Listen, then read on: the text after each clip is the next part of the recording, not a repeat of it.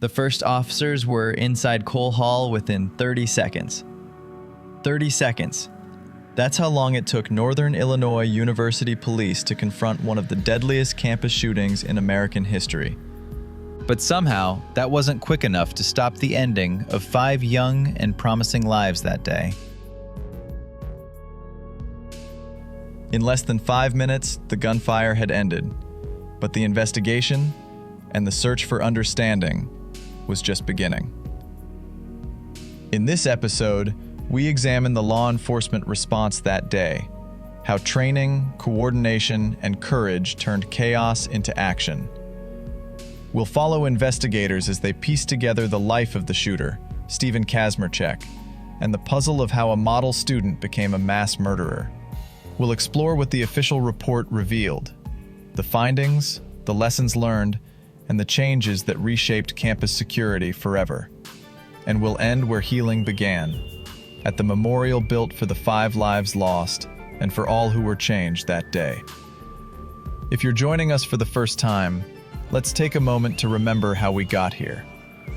In episode 1, we relived the horror of February 14th, 2008. A cold winter afternoon turned to nightmare when gunfire erupted inside Cole Hall, and we stepped back from the violence to honor the lives stolen and the courage of those who survived. Gail Dubowski, Juliana Gahant, Ryan Mace, Catalina Garcia, and Daniel Parmenter. Their dreams, their families, their resilience, the human cost behind every headline. In episode 2, we told the story of a disturbed individual who showed a lot of promise, but in the end allowed his demons to get the best of him, resulting in the tragic events of Valentine's Day 2008. And we highlight a few of the many heroic actions by students, faculty, and first responders that saved many lives that day. Now, we turn to what came next. The investigation, the recovery, and the reckoning. This is Tragedy at NIU, the investigation. This event started at 3:06 yesterday afternoon. By 3:06 and 29, there were 2 NIU police officers already in the area of the scene. A minute and a half later, there were another 8 police officers on the scene, and the response was immediate, and they went in immediately. Within that short period of time, the shooter walked into the building, managed to begin his shooting spree, and concluded before we actually were able to enter the building and stop it. When the first 911 call came in at 3:06 p.m., Northern Illinois University police were already on the move. Their response wasn't chance. It was the product of planning, coordination, and years of training for a moment they hoped would never come. In the aftermath of 9/11, NIU overhauled its emergency strategy. Administrators, police, and city officials built a comprehensive emergency operations plan, known as the EOP, designed to make sure that when the unthinkable happened, every responder would know their role. Police drilled for scenarios involving weapons, bombs, and mass casualties. They practiced with city fire and rescue. They rehearsed coordination with the county sheriff's office and state police. And by 2008, those systems were in place, tested, refined, and ready. When Stephen Kazmierczak walked into Cole Hall, those preparations were put to their ultimate test. The first officers arrived in under 30 seconds. Within a minute, they had entered the building without waiting for backup, a decisive change in tactics that had evolved after the tragedy at Virginia Tech. By 3:09 p.m., the shooting had stopped. By 3:15, the scene was under control. And at 3:20, the first campus-wide emergency alert appeared in inboxes and phone screens across NIU. There has been a shooting on campus. Seek shelter immediately. Just 14 minutes after shots rang out, the school posted this alert. It warns there's a report of a gunman on campus and tells students to get to a safe area. Students barricaded themselves in dorm rooms, libraries, and classrooms as police swept each building. Fire and rescue units from across DeKalb converged on Cole Hall. Medical teams triaged the injured in the snow outside before rushing them to Kishwaukee Hospital. Doctors later said that the speed of those first few minutes, that seamless communication between responders, saved lives that day. Behind the scenes, NIU activated its Incident Command System, the backbone of the Emergency Operations Plan. At 3:40, the university closes all NIU campuses and cancels all classes for Thursday night and Friday. The university police chief, city fire officials, and administrators met at a mobile command post just yards from the scene. In less than 10 minutes, the command structure was unified, the perimeter secured, and a full-scale campus lockdown initiated. 10 minutes later, the university confirms there was a shooting on campus and reports there are injuries. As hundreds of students tried to reach loved ones, NIU's Public Information Office began relaying verified updates through press briefings, hotlines, and their website. Within the hour, national media descended on DeKalb. Reporters described confusion, fear, and heroism.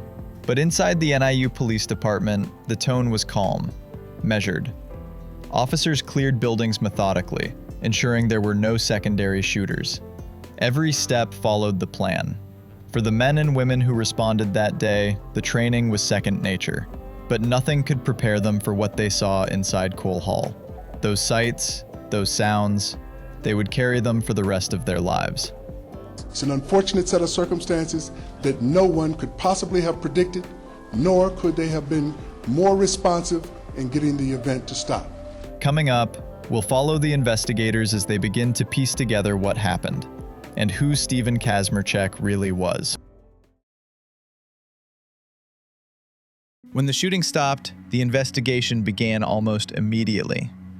For the officers who entered Cole Hall first, the horror of what they saw was matched only by the urgency to find out why. By nightfall, state and federal investigators were on campus. The Illinois State Police, the FBI, and NIU's own detectives worked side by side, documenting every inch of the lecture hall. Their first discovery? The shooter, 27-year-old Stephen Kazmierczak, had acted alone.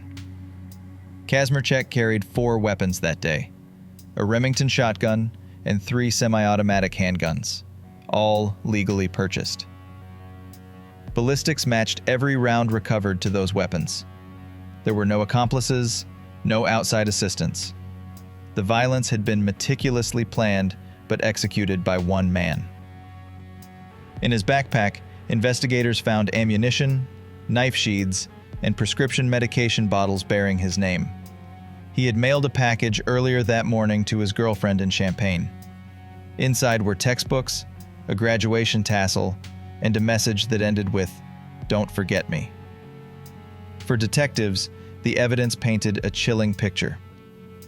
Kazmierczak had checked into a local motel the night before the attack, paying in cash. He left behind his cell phone, computer, and wallet, ensuring that nothing could interrupt what he had set in motion. The search for motive led investigators back through years of his life, from his time as a bright, polite student at NIU to his decline into mental illness and isolation. Records revealed a long history of psychiatric treatment, beginning in adolescence. At one point, he had been institutionalized for threatening to harm himself. He was once described as brilliant but troubled. At NIU, he studied sociology and criminology, earning awards and the respect of his professors. He even co-authored an academic paper on the effects of prisons on inmates, a topic he seemed to understand more deeply than anyone realized. He graduated in 2006 with honors. But after leaving DeKalb, his mental health began to unravel. He stopped taking his medication. Friends noticed his behavior shift: anxiety, paranoia, obsessions. He enrolled in graduate school at the University of Illinois, but his grip on stability was slipping away. Still, no one who knew him could have predicted what he would do next. In the official report, investigators concluded there was no clear warning, no threat made, no manifesto, no indication that Kazmierczak intended violence. He left behind no note, no explanation. His final act was one of silence. The findings were stark but vital. The NIU investigation confirmed that preparedness, not prediction, had saved lives. The quick response of police, medics, and staff contained the tragedy within minutes, but it also exposed gaps that would shape the future of campus safety. Out of the investigation came reform. In the months that followed, Illinois passed the Campus Security Enhancement Act of 2008, requiring every university in the state to create threat assessment teams and violence prevention plans. Colleges across the nation took notice. Emergency notification systems, campus lockdown drills, and mental health coordination became standard. The lessons of February 14th were written not just in grief, but in change. NIU became a model of resilience and reform, a university determined to honor its fallen by protecting the living. Next, we return to the human side of the aftermath, how the campus and the city of DeKalb began the long process of healing. In the days that followed the tragedy, Northern Illinois University began the slow work of recovery. The shock was still raw, classrooms empty, vigils burning through the night. But even in that darkness, something remarkable began to take shape. NIU launched a campus-wide healing initiative known as Healing Huskies. It brought together grief counselors, students, and faculty, creating spaces where pain could be spoken, shared, and understood. Counseling staff were expanded and sessions filled immediately. No one would have to face their grief alone. The university made mental health a permanent priority. Temporary counseling became long-term support. Workshops on trauma, resilience, and post-crisis recovery were added to campus life. Because healing, NIU learned, doesn't happen in days or weeks. It unfolds over months, sometimes years. Administrators and mental health experts noted that emotional recovery after mass trauma often reaches a critical point about 12 to 18 months after the event. That window, they said, is when grief begins to evolve, from pain into purpose. In 2009, NIU dedicated the Forward Together Forward Memorial, a permanent space to remember the 5 students who were killed that day: Gail Dubowski, Juliana Gahant, Ryan Mace, Catalina Garcia, Daniel Parmenter.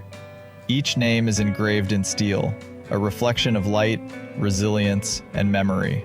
The memorial's flowing design was chosen to symbolize the way their lives continue to inspire movement forward, not away from what happened, but through it. Every February 14th, the NIU community gathers here to honor them. It's a place of reflection, but also of promise, a reminder that healing and remembrance can coexist. Time does not erase tragedy, but it can reveal the strength that grows in its shadow. For NIU, that strength became a legacy of unity, compassion, and forward motion. Coming up, we look at how that legacy reshaped safety, policy, and preparedness, not only at Northern Illinois University, but across campuses nationwide. In the aftermath of the shooting, Northern Illinois University and the state of Illinois began asking hard questions. What worked? What didn't? And what could be done to make sure no other campus would ever face the same horror unprepared? Law enforcement agencies across Illinois analyzed every detail of the response, from the moment the first shots were fired to the final emergency alert that locked down the campus. The conclusion was clear. NIU's training and coordination had saved lives, but it also revealed the gaps that had made it so hard to identify a threat before it struck. In 2008, Illinois Governor Rod Blagojevich created the Campus Security Task Force, a statewide coalition of educators, police, and emergency planners. Their mission was to study NIU's response and turn its lessons into a blueprint for every college in Illinois. The task force's findings shaped a new law, the Campus Security Enhancement Act of 2008. It required every public and private college in Illinois to develop threat assessment teams, violence prevention plans, emergency response protocols. For the first time, universities were mandated to connect counseling services, campus police, and administrators in a single network, ensuring that warning signs couldn't be missed or ignored. The act also standardized campus emergency communications statewide. Text alerts, emails, loudspeaker announcements, all coordinated under a unified system so that when seconds matter, everyone hears the same message at once. NIU's own policies became a national model. Their response plan, written years before the attack, had worked exactly as designed. That success helped guide schools from California to New York in creating similar crisis protocols. And the changes didn't stop there. Across the country, discussions about mental health intervention took center stage. Educators and legislators began examining how privacy laws, mental health services, and threat reporting systems could coexist, protecting both safety and civil rights. At Northern Illinois University, the tragedy sparked deep reform. The campus expanded its counseling center, increased staff training, and introduced new outreach programs focused on early intervention. Professors, advisors, and residence hall directors all received crisis awareness training, recognizing that prevention starts long before a 911 call. For many, the NIU shooting became a turning point in how universities approach safety, not as a reaction to violence, but as an ongoing commitment to community well-being. It wasn't just about response anymore. It was about readiness, connection, and compassion, woven into the structure of higher education itself. From tragedy came transformation. And though nothing could undo the loss, NIU's strength helped redefine how campuses across the nation prepare for, and more importantly, try to prevent the next crisis. Many who were inside Cole Hall that day described the aftermath as living with two lives, the one before and the one after. Some returned to their studies within weeks, determined not to let fear define them. Others needed time, distance, and care to process what they had seen. The university's counseling services continued long after the national cameras left. NIU counselors, trauma specialists, and alumni volunteers offered grief support not just to students, but to staff, faculty, and first responders. Healing, they said, wasn't a destination. It was a process, one step at a time. Out of the pain, acts of compassion began to grow. Students organized blood drives, benefit concerts, and volunteer projects under the banner of Forward Together, Forward. The phrase became more than a memorial. It became a promise that NIU would move forward, not by forgetting, but by remembering. Each February 14th, the NIU community gathers in silence. 5 candles are lit, one for each life lost. And though the years pass, the emotions remain. Grief, yes, but also gratitude for the resilience of those who stayed and the memory of those who could not. For some survivors, the tragedy inspired purpose. Several chose careers in counseling, education, and advocacy, dedicating their lives to helping others heal. Others became voices for change, speaking to lawmakers and communities about school safety, trauma, and the cost of inaction.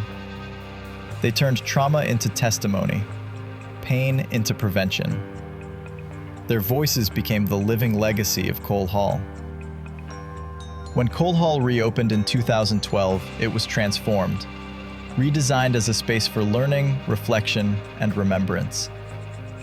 The building that once symbolized tragedy became a place of renewal. Inside, a plaque reminds visitors of what happened there. Outside, the Forward Together, Forward Memorial continues to shine, a testament to how NIU endured, how it grieved, and how it grew stronger.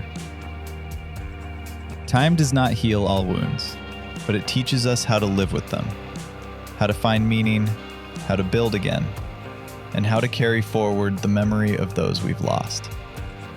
The scars of February 14th will always remain, etched into the heart of Northern Illinois University. But so too will its courage, its compassion, and its commitment to move forward together. Northern Illinois University will never be the same, and maybe that's the point. From tragedy came reform, resilience, and a renewed sense of unity. 15 years later, the lessons of February 14th, 2008 still echo far beyond DeKalb. This series has been about more than a single day of violence. It's about what happens after, about how communities rise, rebuild, and remember, and how the strength of a university and the people within it can turn heartbreak into hope. Gail Dubowski, Juliana Gahan, Ryan Mace, Catalina Garcia, Daniel Parmenter. 5 names, 5 stories, 5 lives that continue to inspire change. NIU's motto, "Forward, Together, Forward," became more than a phrase.